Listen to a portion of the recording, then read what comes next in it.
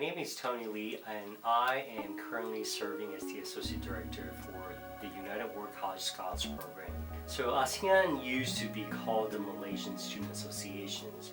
When I was the advisor for the Malaysian Student Associations, we talk about how there are associations for certain Southeast Asians student group, but then there are still a few that don't have a student group to belong. So they want to join task force and then see how we can bring in some of the students like Cambodia. We only had a few students here on campus, and then Laos. So how can we try to include more students and then unify them to become a more inclusive organizations. ASEAN is not just for Southeast Asian students. It's open to any students who are interested in Southeast Asian culture. So for example, during the culture night, there were a few performers who are not Asian descent. They are American descent, but because of their interest in Southeast Asian culture, they took part in the organizations. So ever since they fell in love and they create this bond with the people, with the students, and then they get to learn more about the Southeast Asian culture. The idea is trying to promote culture and also how people can learn and exchange ideas and cultural identity with one another.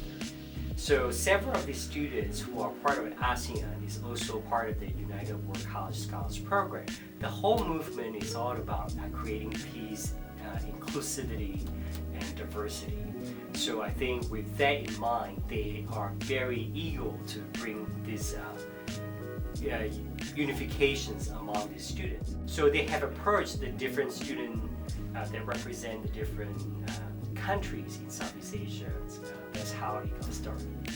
It is a place where people can bring in different ideas and share ideas, and also create these interactions among different generations, different cultural groups. And some people have shared this with me. They were amazed how the student group member or the leadership for this ASEAN is relatively small, but they were able to create a culture night. For me, I think diversity should include a lot of these minority group, whether it's race, whether it's nationality, ethnicity, socioeconomic groups, or even like gender, identity, sexual orientations, or even disability.